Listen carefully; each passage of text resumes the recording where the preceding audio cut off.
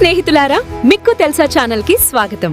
మీకు వీడియో నచ్చితే దయచేసి లైక్ చేయండి, షేర్ చేయండి మరియు సబ్స్క్రైబ్ చేయండి. ఆకర్షణ సిద్ధాంతం ఎన్నోసార్లు ప్రయత్నించినా ఎందుకో వర్కౌట్ అవడం లేదని ఎప్పుడైనా అనిపించిందా? మన జీవితంలోకి ప్రేమ, డబ్బు లేదా విజయం రావాలని బలంగా కోరుకుంటున్నా ఏదీ మారడం లేదనే ఫీలింగ్ చాలామందికి ఉంటుంది.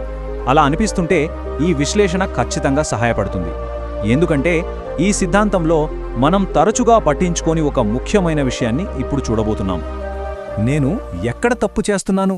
ఇది చాలామంది మనసులో మెదిలే ప్రశ్న. ఎంతో ప్రయత్నిస్తున్నా, రకరకాల టెక్నిక్స్ ఫాలో అవుతున్నా, లైఫ్లో ఏ ప్రోగ్రెస్ కనిపించక అంతా ఎక్కడికక్కడ ఆగిపోయినట్టు అనిపిస్తుంది. ఇది చాలా సహజమైన భావనే, కానీ దీనికి సమాధానం మనం అస్సలు ఊహించని దగ్గర ఉండొచ్చు. చాలామంది అడుగుతుంటారు, మా కలలు ఎందుకు నిజం కావడం లేదు అని. రోజు విజువలైజేషన్ చేస్తారు, అన్నీ కరెక్ట్గానే చేస్తున్నామని నమ్ముతారు, కానీ వాళ్ళ జీవితంలో ఎలాంటి మార్పు కనిపించదు. ఇక్కడే అసలు సమస్య ఎక్కడ మొదలవుతుందో మనం అర్థం చేసుకోవాలి. సరే, అసలు పాయింట్కి వద్దాం. బహుశా సమస్య మన ప్రయత్నంలో కాదేమో, మనం అర్థం చేసుకున్న విధానంలోనే ఉందేమో. ఒక చిన్న కానీ చాలా ముఖ్యమైన సూత్రం మనకు తెలియకపోవడం వల్లే ఇదంతా జరుగుతూ ఉండవచ్చు. ఏంటా మిస్సింగ్ పీస్? చూద్దాం. ఇప్పుడు ఆ అసలు రహస్యమేంతో తెలుసుకుందాం. ఇది వినడానికి కొంచెం వింతగా అనిపించొచ్చు, కానీ ఆకర్షణ సిద్ధాంతం పనిచేయడానికి ఇదే కీలకం.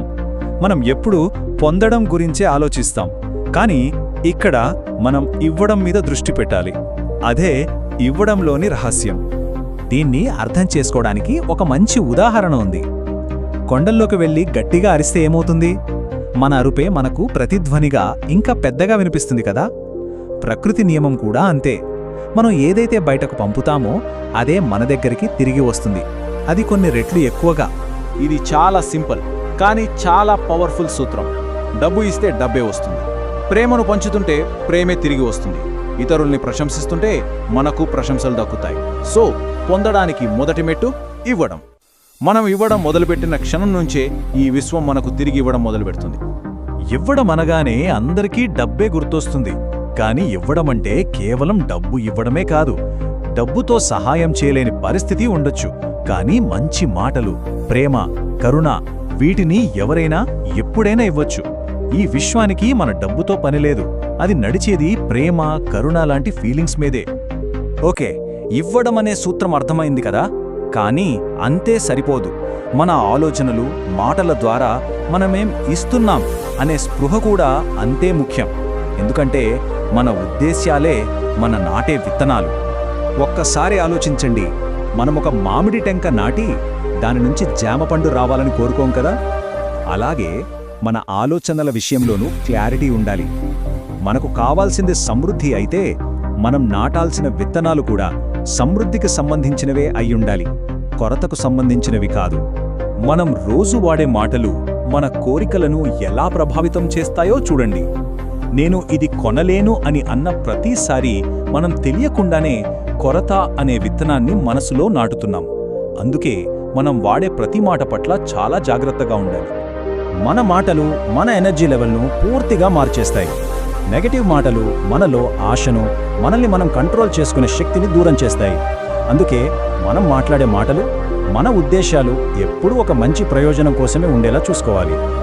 సరే, ఇప్పటిదాకా మనము ఇవ్వడం అంటే యాక్షన్, ఉద్దేశం అంటే ఆలోచన గురించి మాట్లాడుకున్నాం. ఇప్పుడు ఆకర్షణ వెనుక ఉన్న అసలైన ఎనర్జీ లేదా వైబ్రేషన్ గురించి చూద్దాం. అసలైన మ్యాటర్ ఇక్కడే ఉంది. ఇది చాలా చాలా శక్తివంతమైన సూత్రం. కేవలం ఏదో ఒకటి కావాలనుకుంటే సరిపోదు, మనం దాంతో వైబ్రేషనల్ లెవెల్లో ఒకటైపోవాలి. దీన్నే వైబ్రేషనల్ అలైన్మెంట్ అంటారు. దీన్ని ఇంకా సింపుల్గా కొన్ని ఉదాహరణలతో అర్థం చేసుకుందాం. మనం దేన్ని ఆకర్షించాలనుకుంటున్నామో ముందు మనం దానిలా మారాలి. ఉదాహరణకు, ఒక అయస్కాంతం మాత్రమే ఇనుమును ఆకర్షించగలదు. అలాగే మనం సమృద్ధిని ఆకర్షించాలంటే ముందు మనం ఆ సమృద్ధి అనే ఫీలింగ్తో నిండిపోవాలి. అప్పుడు మనకు కావలసినవి అవే సహజంగా మన వైపు వస్తాయి. అందుకే మన ఫోకస్ సమస్యల మీద కాకుండా అవకాశాల మీద ఉండాలి. మనం దేని మీదైతే దృష్టి పెడతామో దాని వైబ్రేషన్ పెరుగుతుంది. మన ప్రస్తుత పరిస్థితి బాలేదంటే దాని అర్థం మనం జీవితంలోని ఏదో ఒక నెగటివ్ విషయం మీద ఎక్కువగా ఫోకస్ చేస్తున్నామని. ఇక ఫైనల్గా అత్యంత ముఖ్యమైన అంశానికి వచ్చేశాం, అదే విశ్వాసం. మన కోరికలు ఎప్పుడు నెరవేరుతాయా అనే ఆతృతను ఆందోళనను వదిలేయడం ఈ ప్రాసెస్లో చాలా ముఖ్యం. మనం ఒక కోరిక నెరవేరాలని మరీ ఎక్కువగా ఆరాటపడినప్పుడు మనం తెలియకుండానే దానికి అడ్డుపడుతున్నాం. మన వైబ్రేషన్ నిరాశతో నిండిపోతే మనం ఆకర్షించేది కూడా నిరాశనే. కాబట్టి ఆందోళనను పక్కన పెట్టి నమ్మకంతో ఉండడం నేర్చుకోవాలి.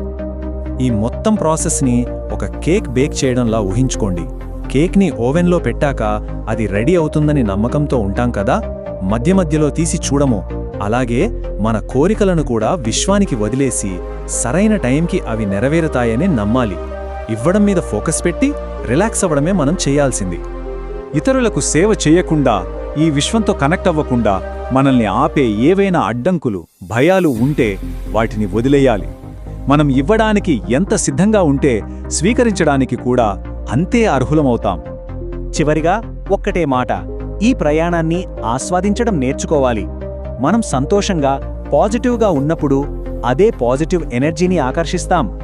ఆనందంగా ఉండటమే అద్భుతమైన ఫలితాలను తెచ్చిపెడుతుంది. ఈ ఒక్క ప్రశ్నతో ముగిద్దాం. కేవలం పొందాలనే లక్ష్యం నుంచి ఈ విశ్వంలోని సమృద్ధికి ఒక వాహకంగా మారాలనే గొప్ప లక్ష్యం వైపు మన దృక్పథాన్ని మార్చుకుంటే ఎలా ఉంటుంది? ఒకసారి ఆలోచించండి.